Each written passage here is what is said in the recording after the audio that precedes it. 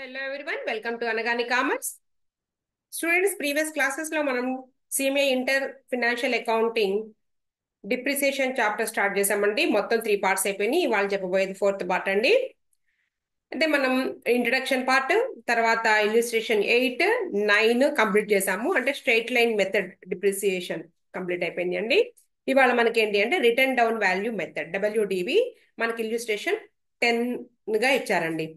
Illustration 10, next 11 కూడా చెప్తానండి. 11 వచ్చేటప్పటికి sum of the units method అన్నారు. దాన్ని ప్రొడక్షన్ యూనిట్ మెథడ్ అని కూడా పిలుస్తారన్నమాట. ఓకే స్టూడెంట్స్, క్లాస్ స్టార్ట్ చేద్దామండి. 1 మినిట్ స్క్రీన్ షేర్ చేస్తున్నాను. ఓకే,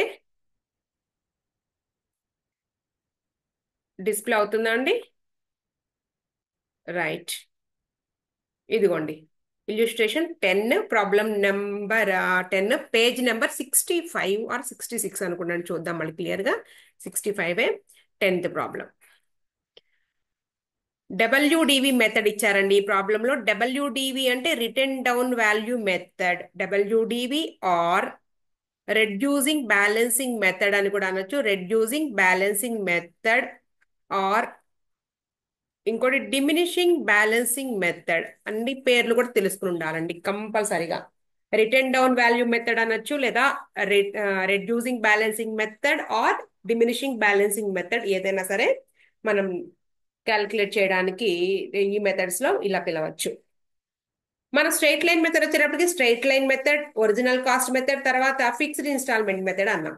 ఎందుకు అంటే మెషిన్ వాల్యూ ఎంతైతే ఉందో స్టార్టింగ్ లో కొన్నప్పుడు, దాని బుక్ వాల్యూ ఓపెనింగ్ లో ఎంతైతే ఉందో మనం కంప్లీట్ గా అది అమ్మేదాకా కూడా అదే వాల్యూని మనం అదే డిప్రిసియేషన్ ని మెయింటైన్ చేస్తాం, అదే పర్సంటేజ్ ని మెయింటైన్ చేస్తాం. దాన్ని ఫిక్స్డ్ ఇన్స్టాల్మెంట్ మెథడ్ అంటారు. ఇక్కడ వచ్చేటప్పటికి డబ్ల్యూడివి అంటేనే ఇక్కడ అర్థమవుతుంది. రిటర్న్ డౌన్ వాల్యూ మెథడ్ అంటే ఒక ఇయర్ లో ఎప్పుడైతే మనం మెషిన్ కొన్నామో ఆ మెషిన్ కి ఇయర్ ఎండింగ్ కి, అంటే ఆఫ్టర్ 12 months అకౌంటింగ్ పీరియడ్ ఎంత అనుకుంటే అంత డిప్రిసియేషన్ క్యాలిక్యులేట్ చేసిన తర్వాత ఆ డిప్రిసియేషన్ ని రైట్ ఆఫ్ చేసేసి వచ్చేటటువంటి అమౌంట్ మీద మనం డిప్రిసియేషన్ క్యాలిక్యులేట్, నెక్స్ట్ మళ్ళీ డిప్రిసియేషన్ క్యాలిక్యులేట్ చేస్తాం. అంటే ఎవ్రీ ఇయర్, ఒక్క నిమిషం అండి, ఫోన్ వచ్చింది. 1 మినిట్. ఓకే, సరే. ఎవ్రీ ఇయర్ బ్యాలెన్స్ చూస్తాం కదండి మనం. అకౌంట్ బ్యాలెన్స్ చూసేసిన తర్వాత నెక్స్ట్ ఇయర్ ఓపెనింగ్ బ్యాలెన్స్ ఏదైతే ఉందో దాని మీద మళ్ళీ ప్రొవైడ్ చేస్తూ ఉంటాం. అదే స్ట్రైట్ లైన్ మెథడ్ అలా జరగదు. మెషిన్ మనం 1/1/2021 ఒక 10 lakh రూపీస్ కసెట్ కొంటే 1/1/21 31st 12/2021 కి 10 lakhs మీదే క్యాలిక్యులేట్ చేస్తాం. మళ్ళీ తర్వాత సెకండ్ ఇయర్ అంటే ఏంటి, 31st 12/2022 కూడా 10 lakhs మీదే క్యాలిక్యులేట్ చేస్తాం. నెక్స్ట్ మళ్ళీ 23 డిసెంబర్ 31st కూడా అదే మాదిరిగా క్యాలిక్యులేట్ చేస్తాం. అంటే ఒక్క సెకండ్ అండి, 1 మినిట్, ఒకసారి కాల్, ఇంపార్టెంట్ కాల్ అనుకుంటా, అటెండ్ అవుదాం. హలో, ఇంపార్టెంటా? క్లాస్ చెప్తున్నాను. చెప్పు, పర్లేదు, చెప్పు చెప్పు. సరే, ఓకే. ఓకే స్టూడెంట్స్, సారీ అండి, మధ్యలో డిస్టర్బెన్స్ వచ్చింది, ఇంపార్టెంట్ కాల్ అటెండ్ అవ్వాల్సి వచ్చింది. రైట్. సరే, ఇప్పుడు ఏంటి, మనం డబ్ల్యూడివి మెథడ్లో ఏం జరుగుతుంది అంటే మనం కొన్నప్పుడు ఉన్నటువంటి అసెట్ మీద కాకుండా ఎవ్రీ ఇయర్ డిప్రిసియేట్ అయిపోయిన తర్వాత మిగిలినటువంటి బ్యాలెన్స్ మీద మనం క్యాల్కులేట్ చేస్తాం. అది ఎట్లాగో ఒక ఎగ్జాంపుల్ ప్రాబ్లం చెప్పిన తర్వాత చెప్తాను. ముందు ఎగ్జాంపుల్కి వెళ్దామండి. Okay, 1 minute. అదిగోండి, మెథడ్స్ మొత్తం రాశాను చూడండి. 3 మెథడ్స్ ఏంటది? Return down value method or diminishing balancing method are reducing balancing method. Okay, ఒక ఎగ్జాంపుల్ తీసుకుంటున్నాను. ఎగ్జాంపుల్, మెషిన్ మెషిన్ లేదా అసెట్ ఏదో ఒకటి. Machine purchased on machine purchased on 1/1/2022. నేను క్యాలెండర్ ఇయర్ ని అకౌంటింగ్ ఇయర్ గా తీసుకుంటున్నానండి. For rupees 10 lakhs, 10 lakh rupees. Clear? Next, depreciation at the rate of 10% per annum. Right? Calculate depreciation for 3 years. ఇలా అడిగారండి sum. Under method ఇవ్వాలి కదండి. Under WDV method WDB method మారిపోయింది. ఇక్కడ మనకి స్ట్రైట్ లైన్ మెథడ్ లో నిన్నటిదాకా మనకి ఏంటి యాన్యువల్ డిప్రిసియేషన్ అని అడుగుతా, అంటే పర్సంటేజ్ ఇవ్వనప్పుడు యాన్యువల్ డిప్రిసియేషన్ కనుక్కోమనేసి మనకి ఇన్ఫర్మేషన్ ఇస్తే ఏమిస్తారండి? కాస్ట్ ఆఫ్ అసెట్, తర్వాత స్క్రాప్ వాల్యూ, ఓకేనా, తర్వాత ఎస్టిమేటెడ్ యూస్ఫుల్ లైఫ్ ఇచ్చారండి. ఎప్పుడు పర్సంటేజ్ ఇవ్వకుండా ఎక్కడండి, ఏ మెథడ్ లో నేను చెప్తున్నాను? స్ట్రైట్ లైన్ మెథడ్ మనం ఆల్రెడీ చేసేసాము. 7th and 8th ప్రాబ్లమ్స్ లో మనం స్ట్రైట్ లైన్ మెథడ్ చేసేసాము. సారీ, 7th 8th కాదు కదా, 8th 9th ప్రాబ్లమ్స్ లో చేసేసాము. అక్కడ ఏమన్నారు? యాన్యువల్ డిప్రిసియేషన్ కనుక్కోమని చెప్పినట్టే, అంటే పర్సంటేజ్ ఇవ్వకుండా యాన్యువల్ డిప్రిసియేషన్ అలాగే రేట్ ఆఫ్ డిప్రిసియేషన్ కనుక్కోమన్నప్పుడు cost of the asset, next scrap value, తర్వాత ఎస్టిమేటెడ్ యూస్ఫుల్ లైఫ్ ఇచ్చారు, రైట్? అయితే ఇక్కడ మనకి ఏంటి అంటే డబ్ల్యూడివి మెథడ్ లో యాన్యువల్ డిప్రిసియేషన్ కనుక్కోమనకుండా డైరెక్ట్ గా మనకి పర్సంటేజ్ అనేది ఇవ్వడం జరుగుతూ ఉంది. Okay, right. ఇక్కడ కూడా మనకి యాన్యువల్ డిప్రిసియేషన్ కనుక్కోవడానికి రూట్ ఆఫ్ అనే ఫార్ములా తీసుకుంటారండి. రూట్ తో స్టార్ట్ అవుతుంది. కాకపోతే మనకి సిఏ ఫౌండేషన్ లో ఇచ్చారు, కానీ ఇక్కడ మనకి ఏమీ లేదు కాబట్టి సిఎంఈ ఇంటర్ లో మనం దాని గురించి చెప్పుకుని కన్ఫ్యూజ్ అవ్వాల్సిన అవసరం లేదు. మనకి బుక్ లో బోర్డు మన స్టడీ మెటీరియల్ ఎంతవరకు ఇచ్చారో అంతవరకే మనం తీసుకోవాలి, అంతకు మించి తీసుకోవాల్సిన అవసరం లేదు. ఓకే, ఇక్కడ ఏం చెప్పాను నేను? Machine purchased on 1/1/2022. చాలా చాలా ఇంపార్టెంట్. ఏంటి అంటే ఎప్పుడైనా సరే చూడండి, ఎప్పుడు కొన్నారు ఇంపార్టెంట్, దాని కాస్ట్ ఇంపార్టెంట్, ఇన్స్టాలేషన్ ఛార్జెస్ ఏమైనా ఉన్నాయా చూసుకోండి, అలాగే పర్సంటేజ్ ఇంపార్టెంట్, తర్వాత ఎప్పటికి క్లోజ్ అవుతుంది అకౌంటింగ్ ఇయర్ అంటే ఇక్కడ ఏమంటున్నా నేను? ఫర్ 3 years అంటున్నానండి. ఇక్కడ ఇంకో ఇన్ఫర్మేషన్ ఏంటి? Accounting books are closed on, ఎప్పుడు కూడా ఎలా క్లోజ్ చేస్తారంట? క్లోజ్ ఆన్ 31/12 లేదా 31 డిసెంబర్ 31 అని పెడదాం. డిసెంబర్ 31 కి క్లోజ్ చేస్తారంట. అంటే ఏంటి అంటే క్యాలెండర్ ఇయర్ ని అకౌంటింగ్ ఇయర్ గా తీసుకున్నారు, ఫినాన్షియల్ ఇయర్ ని కాదు అని ఇక్కడ అర్థమవుతుంది. Clear, right. ఇప్పుడు మనం 3 years కి క్యాల్కులేట్ చేయమన్నారు కాబట్టి 1/1/2022 నుంచి చూద్దామండి. 1/1/2022 నుంచి 3 years కి క్యాల్కులేట్ చేద్దాం. అండర్ మెథడ్ ఏంటి అంటే ఇక్కడ మెథడ్ ఏదనేది తెలుసుకోవడం కూడా మోస్ట్ ఇంపార్టెంట్. డబ్ల్యూడివి మెథడ్ ఎలా చేస్తామంటే చూద్దాం. First depreciation for first year అంటే ఎప్పటి నుంచి ఎప్పటి వరకు? 1/1/2022 టు 31/12/2022 కి క్యాల్కులేట్ చేసినప్పుడు total cost of the asset 10 lakh rupees into per annum అంటున్నారు కదండి, 10% మనకి 1 lakh రూపీస్ డిప్రిసియేషన్. ఇది ఫస్ట్ ఇయర్ డిప్రిసియేషన్ అండి. 1 lakh rupees first year depreciation వచ్చింది నీకు. నెక్స్ట్ ఇది ఫస్ట్ ఇయర్ది. ఓకే, తర్వాత సెకండ్ ఇయర్ డిప్రిసియేషన్ ఇక్కడ రాస్తున్నా. డిప్రిసియేషన్ ఫర్ సెకండ్ ఇయర్ అంటే ఎప్పటి నుంచి ఎప్పటికి? 1/1/2022 టు, సారీ 22 అయిపోయింది కదండి, 23 టు 31/12/2023 సెకండ్ ఇయర్ లో క్యాల్కులేట్ చేస్తున్నాం అండి డిప్రిసియేషన్ మనం. ఇప్పుడు మళ్ళీ ఏ వాల్యూ మీద డిప్రిసియేషన్ క్యాల్కులేట్ చేయాలి అంటే స్ట్రైట్ లైన్ మెథడ్ లోనేమో మనం 1 lakh, మనం కొన్న అసెట్ వాల్యూ 10 lakhs మీద 10% ప్రొవైడ్ చేసాము. ఇక్కడ అలా కాదండి, ముందు దాని బ్యాలెన్స్ అంటే ఇప్పుడు ఓపెనింగ్ బ్యాలెన్స్ ఎందుకు తెలుసుకుందాం అంటే 10 lakh rupees minus 1 lakh depreciation less చేస్తే నీకు వచ్చింది 9 lakh రూపీస్. ఇప్పుడు ఈ 9 lakh రూపీస్ మీద 9 lakh రూపీస్ అసెట్ మీద 10% అంటే ఎంత వస్తుందండి depreciation? 90,000 rupees. Second year depreciation అండి అది సెకండ్ ఇయర్ డిప్రిసియేషన్. అది అయిపోయింది. ఇప్పుడు మనం థర్డ్ ఇయర్ డిప్రిసియేషన్ క్యాలిక్యులేట్ చేద్దామండి. ఇదిగోండి, థర్డ్ ఇయర్ కి డిప్రిసియేషన్ క్యాలిక్యులేట్ చేద్దాం. డిప్రిసియేషన్ ఫర్ థర్డ్ ఇయర్, మూడో సంవత్సరం. థర్డ్ ఇయర్ అంటే ఎప్పుడండి? 1/1/2020, ఒక్క నిమిషం, 1/1/2023 అయిపోయింది కాబట్టి 24 టు 31/12/2024 కి మనం క్యాలిక్యులేట్ చేయబోతున్నాము. మనకి రిటర్న్ డౌన్ వాల్యూ మెథడ్ కాబట్టి మనం దేని మీద ప్రొవైడ్ చేస్తామండి? రిటర్న్ డౌన్ వాల్యూలో మనకి ముందు అసెట్ ఎంత మిగిలింది బ్యాలెన్స్? 9 lakhs లో నుంచి మళ్ళీ 90,000 రూపీస్ లెస్ చేసుకుంటే నీకు 8,10,000 రూపీస్ మిగిలింది. దాని మీద 8,10,000 రూపీస్ ఇంటూ 10% క్యాల్కులేట్ చేస్తే 81,000 రూపీస్. ఇది థర్డ్ ఇయర్ డిప్రిసియేషన్, రైట్?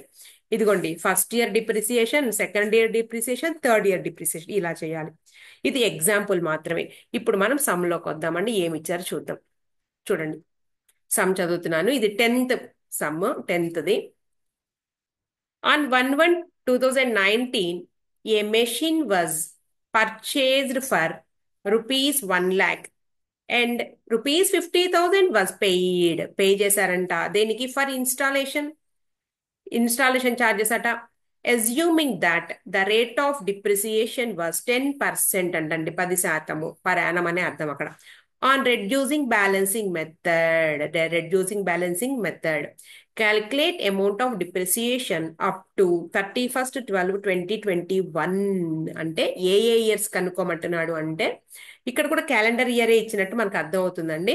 ఇదిగోండి 31/12/2019 ఇది ఫస్ట్ ఇయర్ డిప్రిసియేషన్. క్లియర్?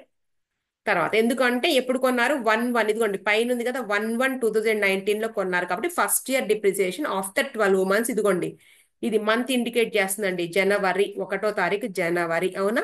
ఇది డిసెంబర్ 12 నెలల తర్వాత. నెక్స్ట్ 20లో అంటే ఇయర్ 20 అంటే 31/12/2020లో మళ్ళీ డిప్రిసియేషన్ క్యాల్కులేట్ చేస్తాం. ఇదిగోండి, ఓకే. తర్వాత మళ్ళీ 31/12/2021కి కూడా ప్రొవైడ్ చేస్తాం డిప్రిసియేషన్. మొత్తం మనకి అప్ టు 31/12/2021 అంటే సరిపోయింది కదండి. ఇదిగోండి, క్లియర్? ఇప్పుడు మనం చేద్దామండి. ఆల్రెడీ నేను ఇక్కడ సమ్ చేశాను, మనకి టైం వేస్ట్ కాకుండా ఉండడం కోసము. మొత్తం మళ్ళా చేద్దామా? ఇక్కడ ఎక్స్ప్లెయిన్ చేసేనా? మీకు ఎంత లెంగ్త్ వీడియో అయిపోతుందనేసి నేను చేస్తానండి సమ్ము. ఇదిగోండి అసెట్ వాల్యూ 1 lakh రూపీస్. ఇదిగోండి 1 lakh రూపీస్ ని మనం ఇక్కడ రాసాము. ఇదిగోండి నేను ఇక్కడ టిక్ చేస్తున్నా, కనబడుతుందా? తర్వాత 50,000 రూపీస్ ఇక్కడ పైన సమ్లోకి వచ్చేసేయండి. నా మాటల్ని మీరు ఫాలో అవ్వండి. ఇదిగోండి సమ్లోకి వచ్చేసేయండి 50,000 రూపీస్. ఇదిగోండి ఆ 50,000 రూపీస్ ఇక్కడ టిక్ చేస్తున్నా చూడండి కింద. ఇదిగోండి హెడ్డింగ్ పెట్టాలి. ఇలాగే చేయండి, టాబులర్ ఫామ్ లోనే చేయండి. మనకి అకౌంట్ వేయమంటే కనుక మెషిన్ అకౌంట్, మళ్ళీ మెషిన్ అకౌంట్ వేసుకుంటాం మనం. ఒకవేళ ఇలా డిప్రిసియేషన్ ఇలా 3 years అలా క్యాల్కులేట్ చేయమన్నప్పుడు టేబుల్ వేసేసేయండి. వాళ్ళు దిద్దేటప్పుడు ఈజీగా ఉంటుంది. నెక్స్ట్ టెక్స్ట్ బుక్ లో మీకు బోర్డు మెటీరియల్లో స్టడీ మెటీరియల్ ఎలా ఉందో నేను అలాగే ఫాలో అవుతున్నానండి. అలాగే ఫాలో అవ్వాలి. మన ఇష్టం వచ్చినట్టు చేస్తే మాత్రం మార్కులు పడవు, ముందు చెప్తున్నా. ఇదిగోండి హెడ్డింగ్ ఇలాగే పెట్టండి. క్యాలిక్యులేషన్, ఇదిగోండి ఇక్కడ టిక్కులు కొట్టుకుంటూ వెళ్తున్నా నేను. Calculation of depreciation under WDV method, right? Year కాలం year, next opening book value of the asset, next rate, next depreciation, next closing book value, right? Date వేసుకోండి. ఫస్ట్ 1/1/2029, ఇదిగో టిక్ కొడుతాను చూడండి నేను ఇక్కడ. 1/1/29 asset opening value of the asset అంటే first 2019లో 1 lakh rupees plus 50,000 installation charges కలిపితే ఇదిగోండి 1,50,000 రూపీస్. ఇక్కడ టిక్ కొడుతున్నా చూసారా? 1,50,000 రూపీస్. ఇదిగోండి అండర్లైన్ చేసా కావాలంటే. Rate of the depreciation 10%. ఇచ్చినట్టుగా రాసుకోండి. డిప్రిసియేషన్ ఎంత వచ్చిందంటే 15,000 వచ్చింది. ఎలా వచ్చింది అంటే నేను ఇక్కడ చేస్తున్నాను కూడా. ఇదిగోండి టోటల్, ఇది ఇక్కడికి రండి. ఇదిగోండి ఇక్కడ అర్థమవుతుందా? ఇదిగోండి ఇక్కడ మనకి ఏంటంటే ఇలా ఎక్స్ప్లెయిన్ చేస్తున్నప్పుడు మనం బోర్డు మీద కాదు కదండి, అందుకని కొంచెం చూడండి. Total cost of the machine అంటే opening book value of the year 2019 అంటే 2019లో దాని యొక్క బ్యాలెన్స్ ఎంత ఉంది అంటే balance 1 lakh rupees plus 50,000. Balance అనకూడదుగా, అప్పుడు కొన్నాం కాబట్టి బుక్ వాల్యూ అన్నాం. 1 lakh రూపీస్ ప్లస్ 50,000 అంటే 1,50,000 రూపీస్. ఇదిగోండి 1,50,000 రూపీస్ రౌండ్ అప్ చేశాను. ఎలా క్యాల్కులేట్ చేస్తామండి? ఇదిగోండి 1,50,000 రూపీస్ ఇంటూ 10% 15,000 రూపీస్ వచ్చింది. దాన్నే తీసుకొచ్చి ఇక్కడ టేబుల్లోకి వచ్చేసాను మళ్ళీ. ఇదిగోండి ఇక్కడ టిక్ కొడుతున్నా చూడండి నేను. 15,000 రూపీస్ ఇలా వేసాం మనం, రైట్?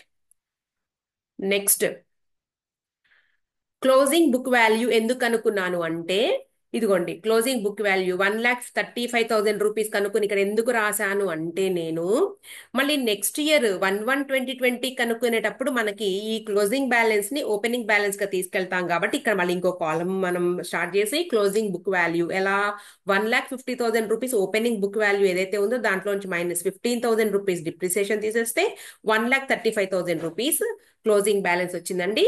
అంటే 1/1/2019 ఎండింగ్ అంటే క్లోజింగ్ బ్యాలెన్స్ ఏదైతే ఉందో మనకి 1/1 నెక్స్ట్ ఇయర్ కి ఏమవుతుంది, ఫాలోయింగ్ ఇయర్ కి ఇదిగోండి 1/1/2020కి అది ఓపెనింగ్ బ్యాలెన్స్ అవుతుంది. ఇదిగో 1,30,000 రూపీస్. ఇదిగో రౌండ్ అప్ చేస్తున్నా.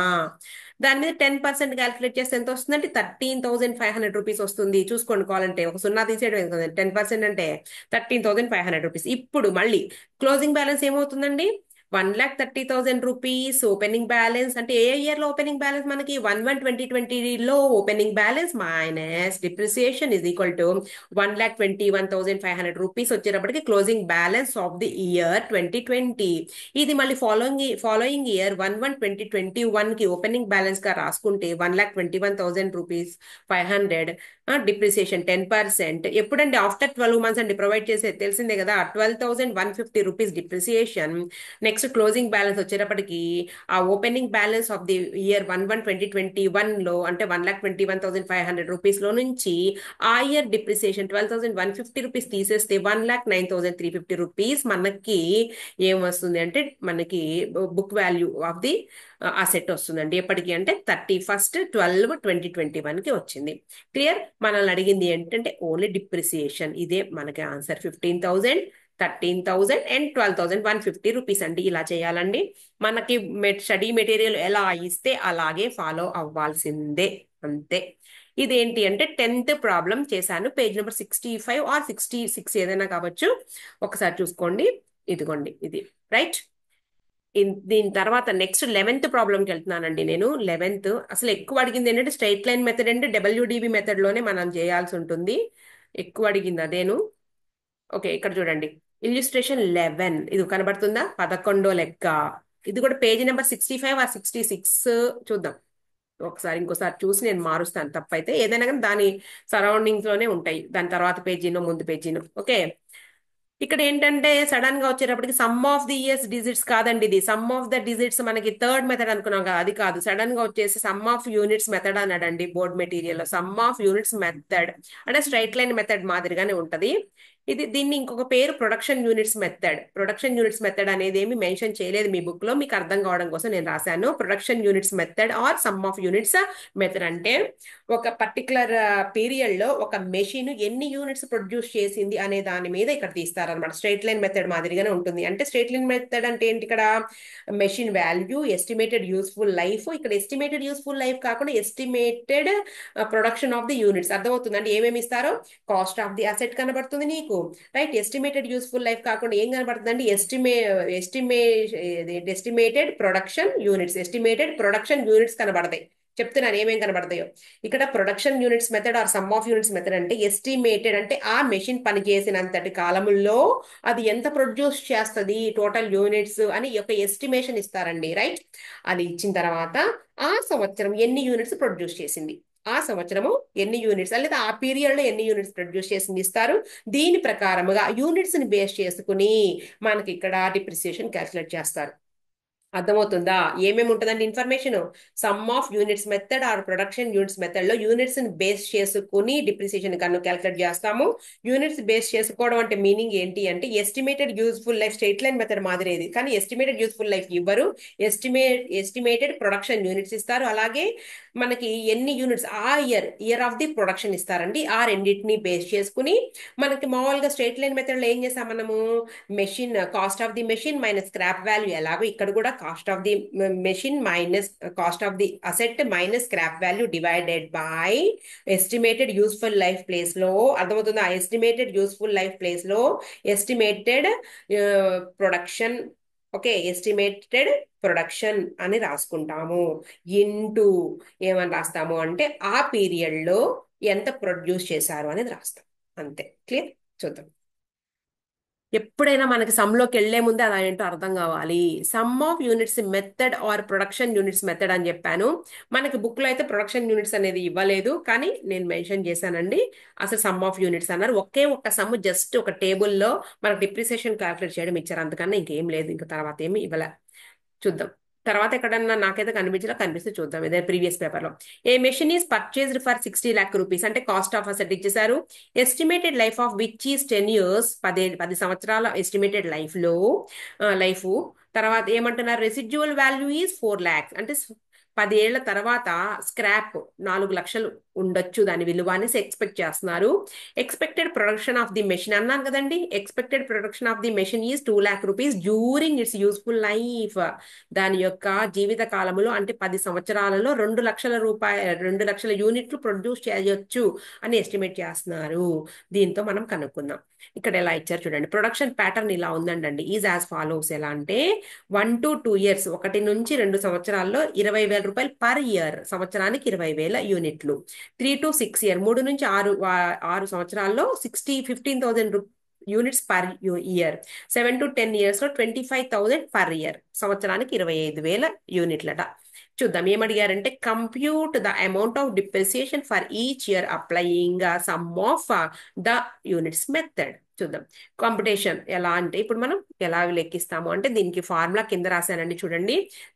ప్రొడక్షన్ డ్యూరింగ్ ద పీరియడ్, ఇందా చెప్పాను కదండి, production during the period by total estimated production అని రాయొచ్చు. అంటే ఏంటి, స్ట్రైట్ లైన్ మెథడ్ లో మనం ఏం రాసాం, యూస్ఫుల్ ఎస్టిమేటెడ్ యూస్ఫుల్ లైఫ్ అన్నాం. ఇక్కడ ఎస్టిమేటెడ్ యూస్ఫుల్ లైఫ్ అనద్దు, ఎస్టిమేటెడ్ ప్రొడక్షన్ అనండి, ఎస్టిమేటెడ్ ప్రొడక్షన్ అనండి. Into total cost of asset minus SV అంటే ఏంటి, total cost of the asset minus scrap value, అలానే రాయొచ్చు.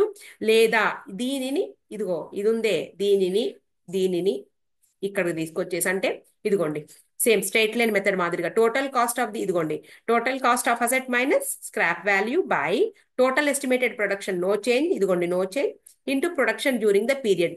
ఓకే, అంటే దీన్ని ఎలా అయినా మనం రాసుకోవచ్చు, దానిలో మార్పు ఏమి ఉండదు కదండి, మీ ఇష్టం. అంటే స్ట్రైట్ లైన్ మెథడ్ లో మనం ఇలా చేసాం కాబట్టి, దీన్ని ఇలా రాసుకున్నాం కాబట్టి, total cost of the asset minus SV రాసాం కాబట్టి నేను అలా రాశాను, మన ఇష్టం, నో ప్రాబ్లం. సరే, ఫస్ట్ 1 to 2 years చూద్దామండి. నేను ముందు ఒక ఎగ్జాంపుల్ చూపించిన తర్వాత తీసుకెళ్తాను. 1 to 2 years లో మనకు 20,000 పర్ ఇయర్ అన్నారు. Machine cost 60,000 rupees. ఏమండి స్కాన్ చేసేయాలండి, పద్దాకా మనం పేపర్ని చూసుకుంటా కూర్చోకూడదు, మనకు టైం చాలా వేస్ట్ అవుతుంది అనమాట. అందుకని ఇదిగోండి స్కాన్ చేసేయండి. Residual value 4 lakhs, 60,000 rupees asset. Estimated life of which is 10 years, అది అవసరం లేదు మనకి. 2 lakh రూపీస్ డ్యూరీ, మొత్తం total estimated producing units 2 lakh rupees. 2 lakh rupees కదండి, సారీ 2 lakh యూనిట్స్. తర్వాత 20,000 పర్ యూనిట్, మొత్తం ఇన్ఫర్మేషన్ మనకు వచ్చేసింది. ఫస్ట్ సెకండ్ ఇయర్స్ కి మనం చూస్తున్నామండి.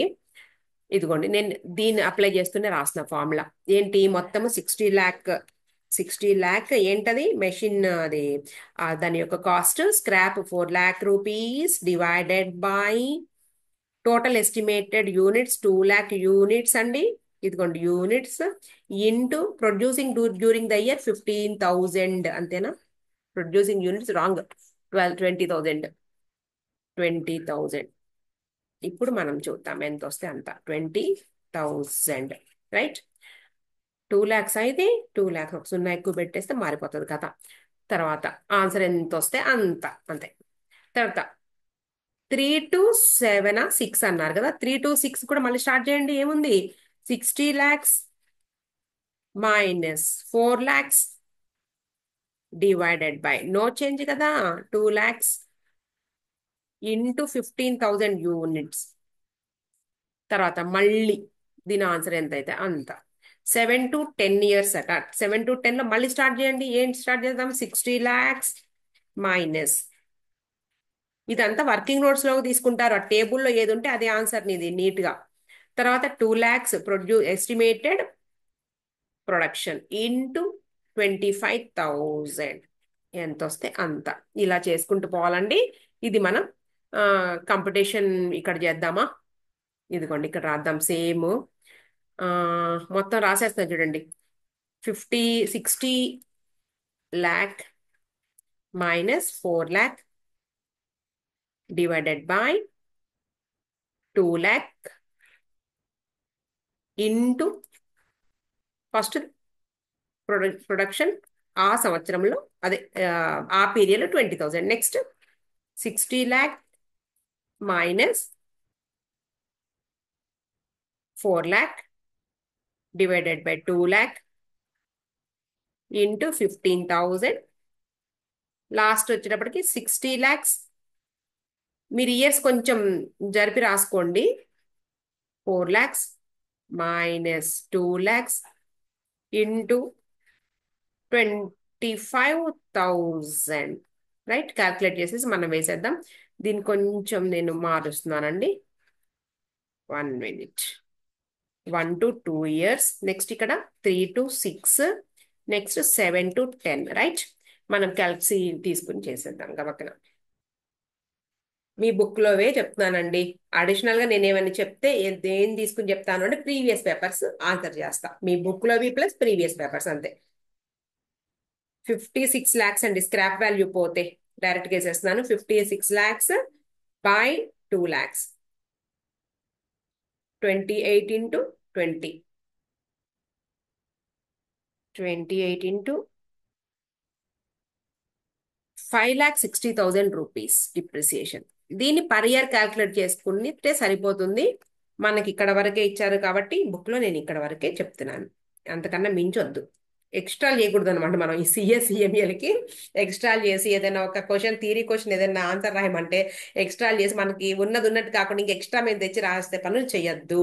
మన బుక్ లో ఎంత వరకు ఇచ్చారో అంతవరకు నేను చెప్తున్నా. తర్వాత నెక్స్ట్ వచ్చేటప్పటికి మళ్ళీ ప్రతిదానికి 28 అనేది కామన్ గా వస్తుంది కదా. 28 into 15,000. 4,20,000.